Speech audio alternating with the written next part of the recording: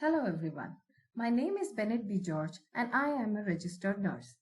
Today I am going to speak about the dead body management and biomedical waste management in the context of COVID-19.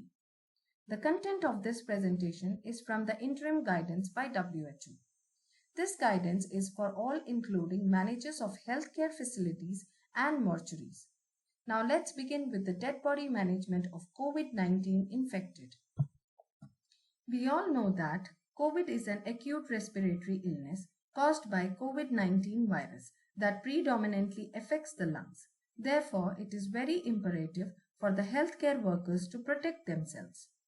All those who are interacting with the body must be using the PPE, that is, personal protective equipments, according to their level of interaction with the dead body.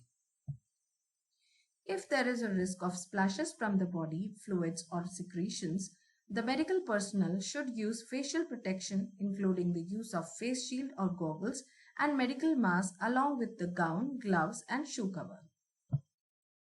Now, let's talk about how to transfer the body from the ward to the mortuary or crematorium. Firstly, prepare the body by removing all the lines, catheters and tubes.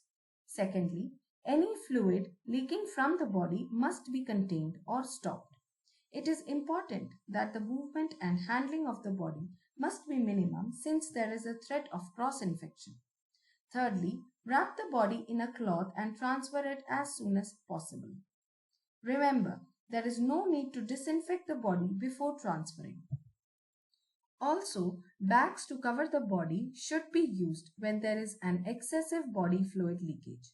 Lastly, there is no need of any special vehicle or transport equipment to transfer the body. Now let's discuss funeral home care or mortuary care. The mortuary staff must be priorly informed regarding the COVID-19 affected dead body. Healthcare workers and the mortuary staff must wear appropriate PPE before handling the body. If the family wishes only to view the body, they may do so, using standard precautions and hand hygiene. Also, the family must maintain the social distancing. Instruct the family not to touch or kiss the body and explain them the reason behind it. Embalming is not recommended to avoid any spread and manipulation of the body. It must be remembered that adults above 60 years of age, immunosuppressed persons, and people with chronic respiratory diseases should not interact with the body. If a person has died of COVID-19, the lungs and the other organs may still contain the virus. So, additional respiratory protection must be taken during autopsy procedures such as washing of intestines or use of power saws. This may protect the healthcare worker, medical personnel from cross-infection. If a body with suspected or confirmed COVID-19 is selected for autopsy, it must be ensured that safety measures are in place to protect those performing the autopsy. Autopsy room must be properly ventilated and minimum number of people should be involved during this procedure. It must be noted that appropriate PPE must be available, including a scrub suit, long-sleeved fluid-resistant gown, gloves, and face shield or goggles and boots given to the medical personnel who is conducting the autopsy. A particulate respirator N95 mask or FFP2 or FFP3 or its equivalent should be used in the case of aerosol generating procedures. Now let's talk about environmental cleaning and control. Human coronavirus can remain infectious on surfaces for up to 9 days. COVID-19 virus has been detected after up to 72 hours in experimental conditions. Therefore, cleaning the environment is paramount. The mortuary must be kept clean and properly ventilated at all times. Lighting must be adequate. Surfaces and instruments should be made of materials that can be easily disinfected and maintained between the autopsies. All instruments must be disinfected immediately after autopsy. Surfaces on which the body was placed must be washed with soap and water or a detergent solution. The surface must be soaked with a concentration of 0.1% sodium hypochlorite or 70% ethanol for at least 1 minute. Medical personnel or the healthcare workers should use appropriate PPE, including respiratory and eye protection, when preparing and using the disinfecting solutions. And items classified as clinical waste must be handled and disposed of properly according to legal requirements. All the clinical waste must be disposed in the proper way in a respective bins. Let's talk about burial now. Dead body can be buried or cremated according to the religious norms. Family and friends may view the body while the body is prepared for burial. Also, scriptural reading can be allowed. However, all the people attending the funeral must wear a mask and maintain social distancing. During the burial, those tasked with placing the body in the grave, on the funeral pyre, etc., should wear gloves and wash hands with soap and water once the burial is complete. Cleaning of reusable PPE should be conducted in accordance with manufacturer's instruction for all cleaning and disinfection products, example, concentration, application method, and contact time, etc. Children, adults above 60 years of age, and immunosuppressed persons should not directly interact with the body. The belongings of the deceased should be handled with gloves and cleaned with a detergent, followed by disinfection with a solution of at least 70% ethanol or 0.1% bleach, which is also called as sodium hypochlorite. That was all about the dead body management of COVID-19 infected. Now, let's come on to the topic of biomedical waste management of COVID-19.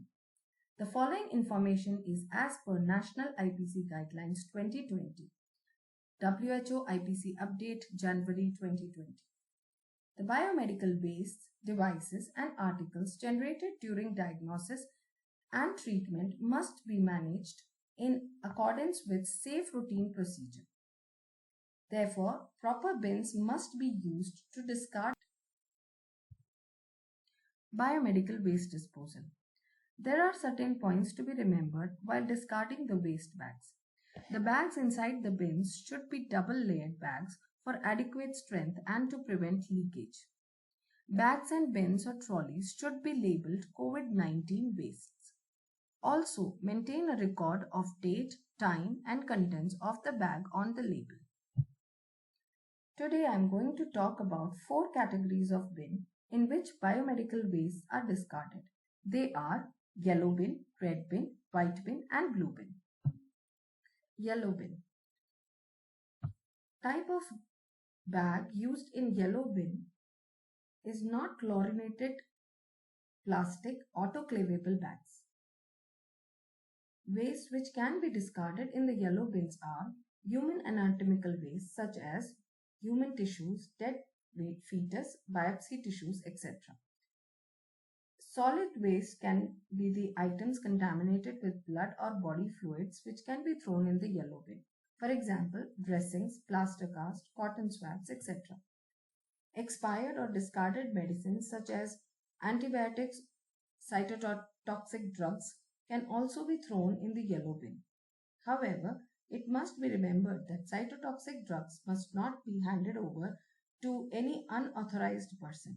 It should either be returned to the manufacturer or incinerated if not thrown.